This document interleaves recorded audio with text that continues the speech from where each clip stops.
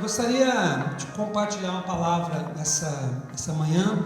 O tema da mensagem é consagrados ao trabalho de Deus. E eu queria que você abrisse a sua Bíblia em 1 Coríntios 3, versículo 5 a versículo 7.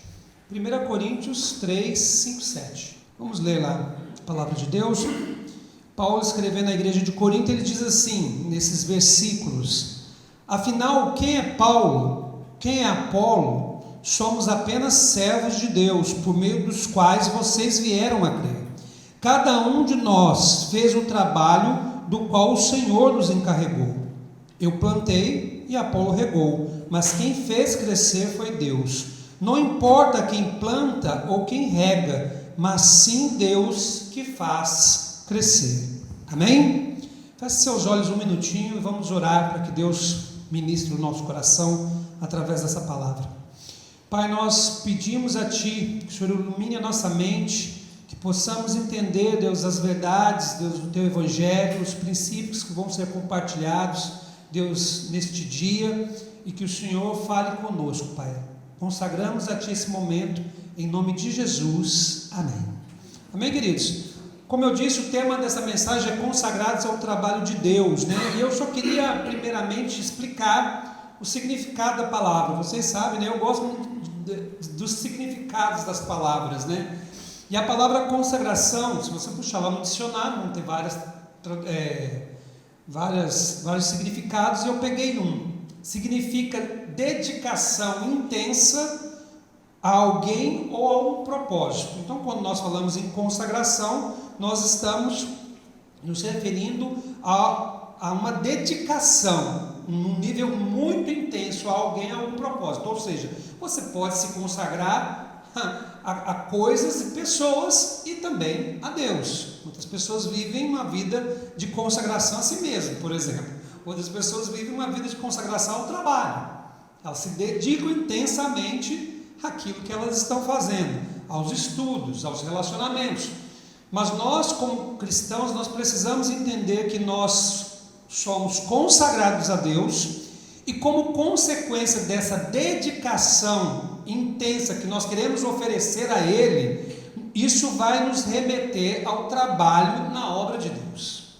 Então, se você fala assim, eu sou uma pessoa consagrada a Deus, não tem como você também não dizer, eu sou uma pessoa consagrada ao trabalho de Deus. Essas coisas andam juntas. Quem entendeu o que eu estou falando?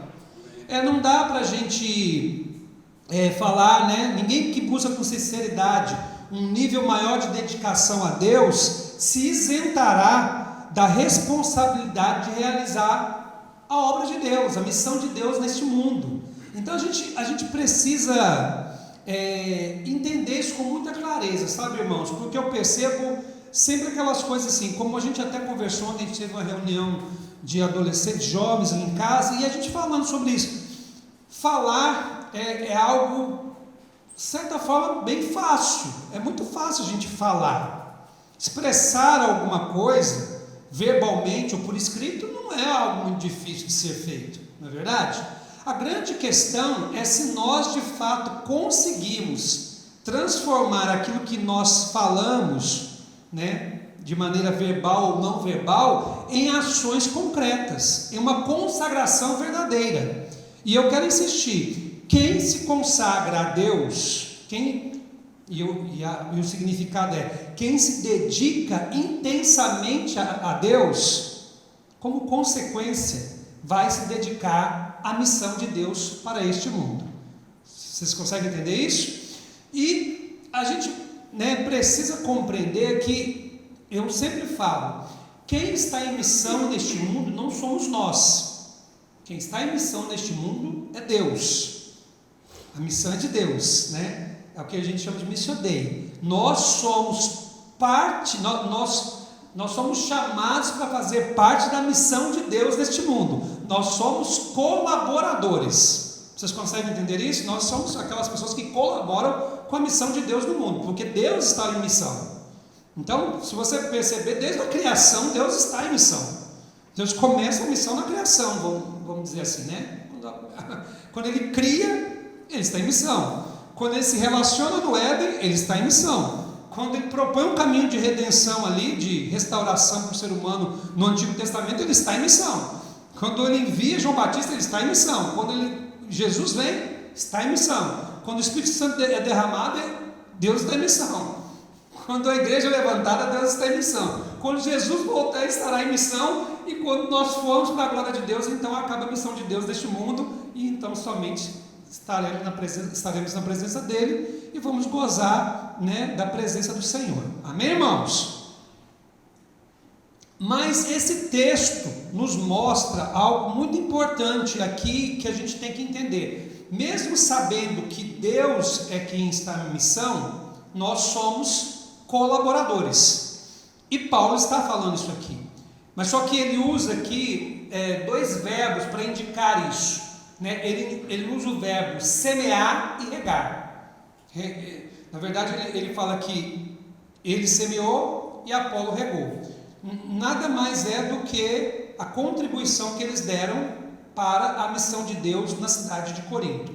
E eu quero falar um pouquinho sobre isso hoje, né? O que significa de fato semear e regar, de acordo com esse texto, de acordo com a compreensão que a gente tem que ter da obra de Deus, tá bom? A primeira coisa que semear e regar significa é dedicar nossos dons e talentos para o serviço de Deus.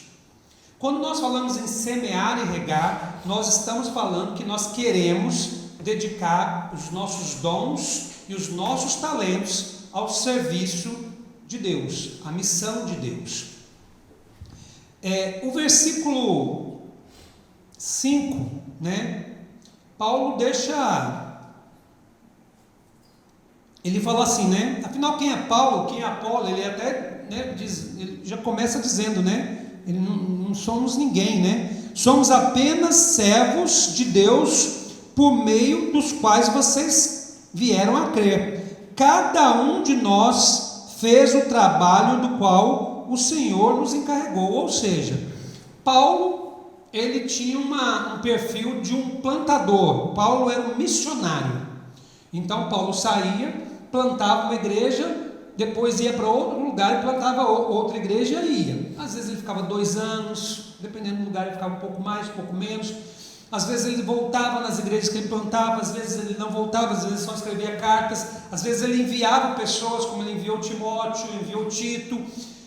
Apolo, tudo dá a entender que Apolo já era uma pessoa com um perfil de pastoral e de ensino, né? Então a gente percebe aqui que a impressão que dá é que Apolo tem essa vocação pastoral e a vocação para o ensino.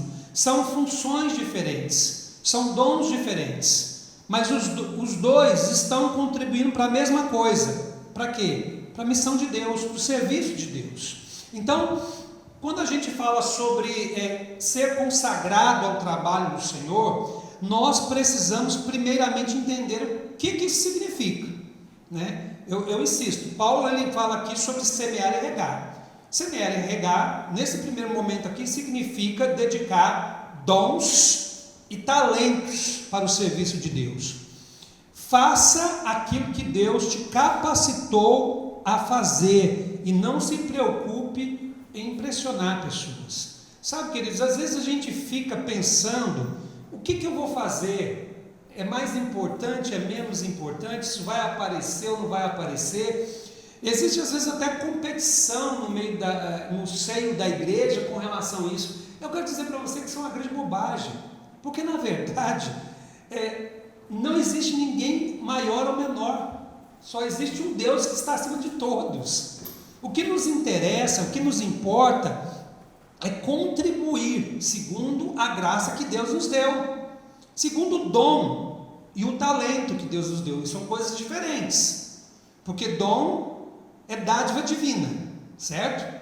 Dom é uma graça dada pelo Espírito Santo para você exercer uma função de edificação no reino de Deus. Isso é um dom. Talento é algo que você nasce com ele, ou você pode até desenvolver ao longo da sua vida, mas talento é vamos dizer assim, é algo inato, você nasce com um talento. Então, por exemplo, eu nasci com um talento para dançar, por isso danço tão bem. E canto melhor ainda, é verdade. Muito obrigado por lembrar desse detalhe, né? Cada um tem um talento, né, que Deus deu, e dom é uma coisa completamente diferente. Então, qual é a primeira coisa que você tem que pensar? Você é uma pessoa que é consagrada a Deus? Se a sua resposta é sim, você tem que entender, Deus te chama para fazer a obra, Deus te chama para contribuir com a missão dele neste mundo. Não tem como separar essas coisas. Existe a gente falava muito isso, né? Antigamente, acho que hoje ainda fala, eu não sei, né? Já não é uma coisa tanto do meu dia a dia, mas a gente falava de católicos nominais, vocês lembram? A gente tinha essa expressão. Quem era o católico nominal? É aquela pessoa que falava, quando alguém perguntava, se alguém do censo batia na porta, falava, qual é a sua religião? Católico. Mas nominal, o que significa? Fala que é católico, mas não vai na missa, não faz nada lá que, né, aquele processo todo que tem, que eu não passei, na verdade, porque eu não tive uma formação católica propriamente dita, nem evangélica. Eu tive uma formação assim, né? Deixa a vida me levar, a vida leva eu, né? E aí eu me converti com 15 anos. Mas eu percebo que hoje nós já criamos também a categoria de evangélico nominal, né? Aquela pessoa que ela consegue conviver tranquilamente com o fato dela estar, mas não ser. Ela está, mas não fazer. E a gente quer separar esses três verbos. Entenda o que eu estou tentando dizer, que a gente quer separar esses três verbos e eu não sei como. Se você é, você está, e se você está, você faz. Se você é, você está na comunidade. Se você é cristão, você está na comunidade, igreja, corpo de Cristo. Se você está no corpo de Cristo, você faz, você abençoa. Não tem como separar essas coisas. Quem separa isso é quem está querendo fugir de responsabilidade. E Paulo deixa muito claro, né? E quando se trata da obra de Deus, nós devemos dedicar os nossos dons e talentos para o serviço do Senhor, sempre lembrando, ninguém é melhor do que ninguém, todos são iguais. Eu, por exemplo, né, eu sou pastor, mas eu nem gosto, na verdade, de dizer assim, eu sou pastor, porque na verdade eu não sou pastor, eu exerço a função pastoral. É diferente, porque ser pastor não me define como pessoa, é uma parte daquilo que eu sou, mas não é tudo.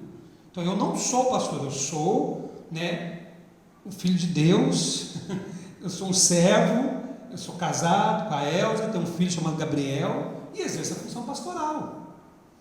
Então, a função que Deus me concedeu para fazer dentro da obra, neste momento, é a função pastoral.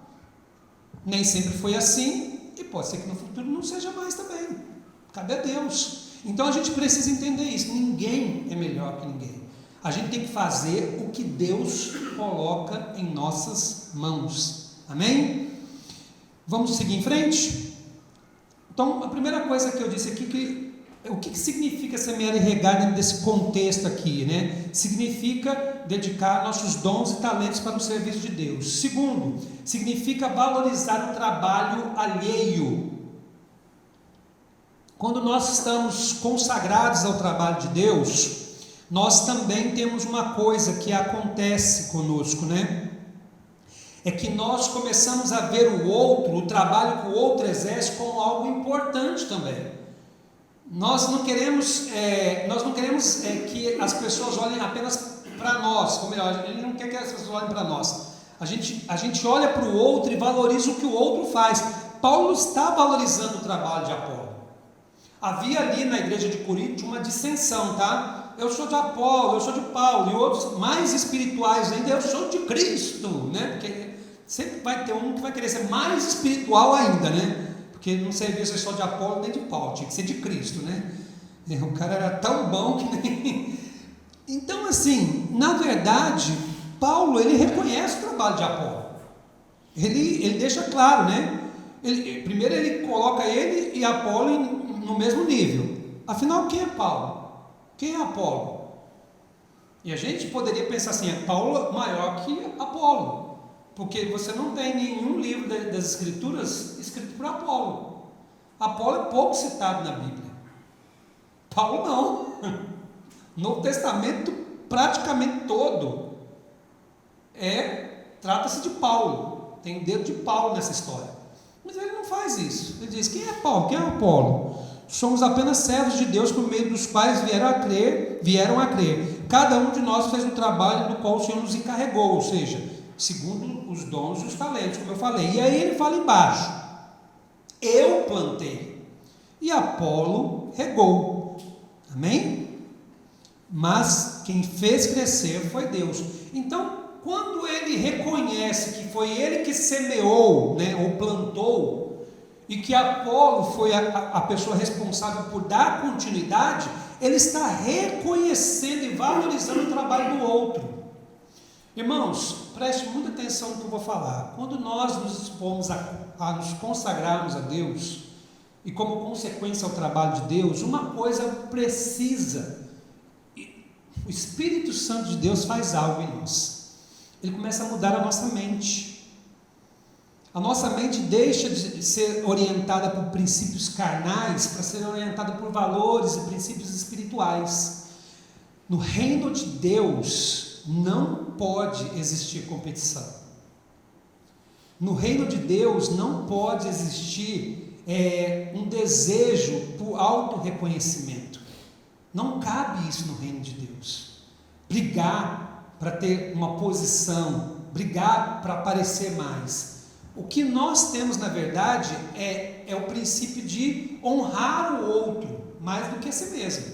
Honrar o outro, reconhecer o bem que Deus tem feito através da vida do outro, mais do que a nós mesmos. Esse é o princípio do reino de Deus. O princípio do reino de Deus sempre é você olhar para o outro mais do que você olha para você mesmo. Isso pode parecer loucura para nós hoje, por quê? Porque a gente vive no mundo, e no mundo a gente não pensa assim. O mundo não pensa assim, o mundo pensa, farinha pouca, meu pirão primeiro. Não é assim que o mundo pensa? A gente sempre pensa a partir da nossa necessidade, do que eu preciso, do que eu quero. O Evangelho não tem nada a ver com isso. Por isso que ele é loucura para o mundo. Por que você acha que o Evangelho é loucura para o mundo? É por causa de coisas assim que o Evangelho é loucura para o mundo. Porque o Evangelho fala assim, presta atenção, você não vive para você, você vive para o outro. O mundo diz, você vive para você mesmo, em busca do seu própria satisfação. Jesus veio e falou, não, você é meu seguidor, eu vivo em função dos outros, então você também vai viver. Paulo, quando ele trabalha, preste atenção, irmãos, se existia alguém que poderia se glorificar, poderia se tornar soberbo por causa do que ele fez nas Escrituras Sagradas, essa pessoa era Paulo. Porque esse fez, e fez muito. No Novo Testamento não tem, claro, né, com exceção do nosso mestre Jesus, no Novo Testamento não tem ninguém com uma obra tão vasta quanto Paulo. No Velho Testamento você vai ter Moisés, você vai ter Abraão, você vai ter Davi. Aí você coloca esses três aí e você tem Paulo. Entendeu? Eu estou falando em termos de grandiosidade do que fizeram. Esse homem, ele simplesmente se coloca em pé de igualdade com alguém que a gente nem ouve falar direito na Bíblia. Com alguém que estava ali exercendo a sua função pastoral. Sabe por quê? Porque Paulo entendia uma coisa, que ele fala no final do versículo 6. Ele diz o seguinte, eu plantei e Apolo regou. Ele reconhece o seu trabalho, reconhece o trabalho alheio, valoriza. Ele sabia, mas quem fez crescer foi Deus. Então, quando a pessoa começa a compreender isso, ela começa a entender que nós temos que trabalhar em comunidade, em unidade, juntos um com o outro, né? Nós precisamos entender que é a justa cooperação de todas as partes que efetua o crescimento do próprio corpo. Quem entendeu isso? Eles pensam assim, eu faço sozinho. Não existe eu faço sozinho. Existe eu faço com o outro. Porque eu faço sozinho não pertence ao reino de Deus. O reino de Deus é um reino comunitário. Fim. Nunca esqueça disso na sua vida. Falo todas as vezes. Porque o reino de Deus é comunitário? Porque Deus é comunidade. Porque Deus é comunidade. Pai, Filho e Espírito. Entende? Esse é o mistério da Trindade. Então, a gente precisa, quando nós estamos trabalhando, reconhecer o valor do outro. Reconhecer aquilo que o outro faz. Às vezes, a pessoa, o que ela faz não aparece tanto. Não é assim, aos olhos das pessoas. Não importa. Aquilo que aquela pessoa está fazendo é importante. Independente do tamanho, da grandiosidade. Tudo que nós fazemos é importante. Se é para o Senhor. Entende o que eu estou querendo dizer, irmãos?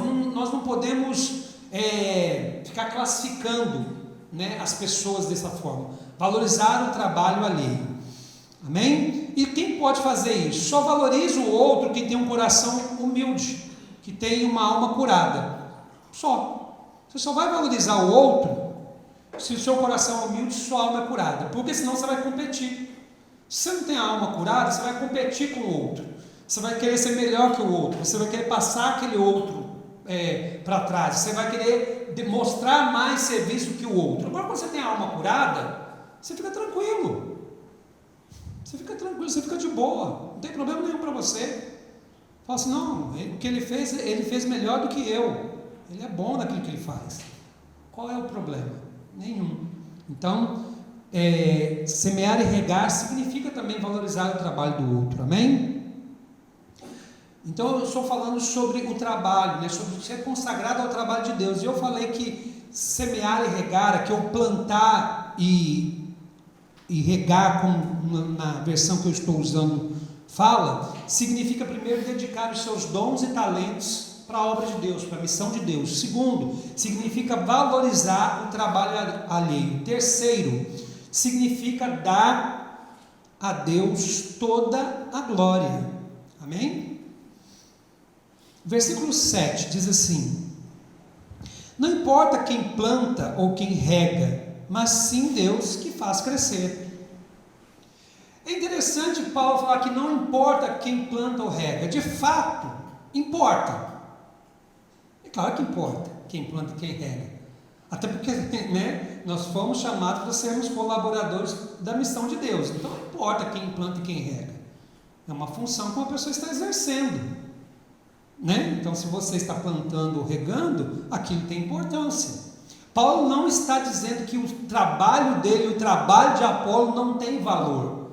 O que Paulo está fazendo aqui é dizendo o seguinte: diante de Deus, aquilo que nós fazemos não é nada. Porque mesmo que Paulo lançasse a semente e Apolo regasse, o único capaz de fazer crescer é o Senhor. Ninguém mais pode fazer isso. Ninguém mais tem o poder de fazer isso quando se trata da obra de Deus. Deixa eu fazer uma diferença aqui para vocês entenderem. Uma obra que não é de Deus, ou uma pessoa que não é de Deus, ela pode crescer? Pode. Existem várias técnicas para você fazer isso. Eu estou falando da obra de Deus, eu estou falando daquilo que é genuíno, aquilo que é verdadeiro. Sabe, irmãos, assim, aquilo que Gamaliel fala, quando ele fala assim, se for de Deus vai prosperar, se não for de Deus não vai prosperar, esse conselho de Gamaliel é furado, tá? Quando Gamaliel lá, um dos principais dos fariseus lá, mestre, né? Esse conselho é furado, porque ele não serve. É só você pegar aí a história e você vai perceber que tem muitas coisas que crescem e não tem absolutamente nenhuma ligação com o reino de Deus. Nenhuma. A gente sabe que existem pessoas que conseguem notoriedade no meio cristão e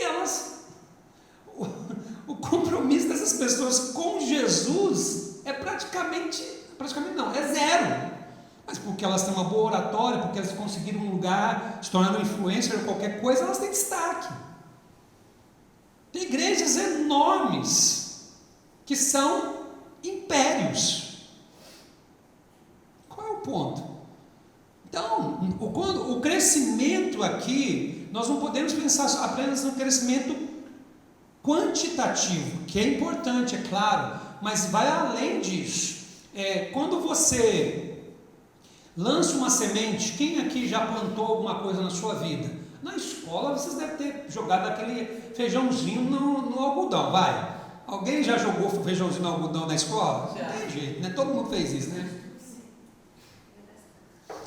Quando você planta uma semente e você cuida daquela semente, qual é a sua expectativa? Que ela cresça e que aquela semente produza uma planta segundo a sua espécie, certo?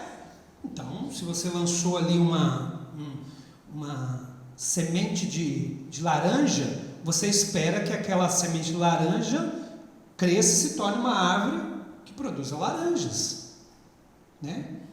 Ela não vai produzir laranjas para você de repente industrializar. Ela não vai produzir laranjas e maçãs e melancia. Ela vai produzir laranja. Entende? O crescimento, ele quando parte de Deus, a gente tem que entender isso. Nós estamos lançando uma semente, e o crescimento que Deus vai dar é segundo a vontade de Deus e de acordo com a nossa semeadura, por assim dizer, né? Então, nós não temos que ficar preocupados só com o crescimento quantitativo, nós temos que pensar também no crescimento do ponto de vista qualitativo, no sentido de quem nós somos, quem eu e você somos. E aí nós conseguimos compreender a lógica de Paulo, né? Por isso que semear e regar, trabalhar, ser consagrado a Deus tem a ver com dar a Deus toda a glória. Nós não podemos ficar com algo que não nos pertence. E se existe uma coisa que não nos pertence, é a glória de Deus. Amém? Você consegue entender isso? Então Paulo ele reconhece, não importa quem plantou ou regou. Ele está tentando ensinar para a igreja de Corinto, que é uma igreja muito problemática, inclusive, que era uma igreja cheia de facção, cheia de divisão, cheia de problemas, não conseguia lidar com os conflitos deles. Paulo está tentando ensinar uma coisa básica, gente. Esquece. Vocês estão brigando aí por uma coisa que não tem valor nenhum. Quem dá o crescimento é Deus. Só Ele é digno de todo louvor, honra e glória, mais ninguém. Então esquece tudo isso que vocês estão, né, toda essa crise que vocês estão vivendo. E eu insisto, nós não podemos ficar com algo que não nos pertence. Quando a gente fica com algo que não nos pertence, o que é isso? Roubo. Quando você lê Malaquias, que é o último profeta do Velho Testamento, o que estava acontecendo em Malaquias, né, o pessoal usa muito daqueles textos lá para falar de dízimo e oferta e tal, né, fora do contexto, pra caramba, muita coisa, mas tudo bem. Ali o que estava acontecendo era uma coisa simples, porém terrível. Os sacerdotes, ao invés, eles recebiam a oferta para entregar a oferta para Deus. Ao invés de entregar a oferta boa, perfeita, aquela que era para honrar a Deus, eles ficavam para si, com a melhor oferta, e entregavam para Deus a oferta defeituosa. E eles são corrigidos exatamente por causa disso. Malaquias trata com essa questão. É a mesma coisa, quando você realiza algo e você quer notoriedade por causa daquilo que você realizou, você está roubando uma coisa que não te pertence, a glória. Ela pertence a Deus. Você não pode querer aparecer mais do que Deus. Uma igreja não pode querer aparecer mais do que Deus. Isso é loucura, gente. Nós somos servos, nós somos escravos de Cristo, né? E nós precisamos compreender que não dá para viver sem glorificar o Senhor em tudo. Se Deus te usou, que bom que Deus te usou. É claro que existe uma honra para você no sentido de que Deus está te usando. Não estou descartando isso. Porque quando Deus nos usa, a gente acaba sendo honrado pelos outros, tranquilo.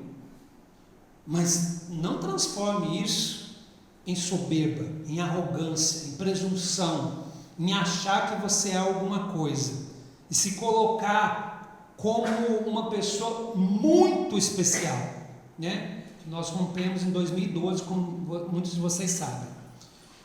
E no movimento neopentecostal que a gente veio, eu estou quase encerrando aqui a mensagem, que a gente veio, tinha os apóstolos, né? E ainda tem, né? Só que assim, se você me perguntar, existe apóstolo nos dias de hoje? Eu vou te dizer, existem. O que significa apóstolo? Vai na origem da palavra e você vai entender. Apóstolo significa enviado. Então, neste sentido, ainda existem apóstolos, pessoas que são enviadas para exercer, para realizar uma tarefa. Ótimo. Apóstolo no conceito dos 12, não existem mais. Foram os 12. Entende? E assim, ainda você coloca ali o nosso querido Paulo na história. Mas não existe mais apóstolo naquele contexto, né? E tem pessoas no movimento neopentecostal que elas se chamam apóstolos e os caras começam a achar assim, estufa o peito igual pombo, coloca uns ternos tudo meio brilhoso. O Marcelo sabe o que eu estou falando, né, Marcelo? Um sapato com o bico mais fino que dá para matar barata debaixo de geladeira.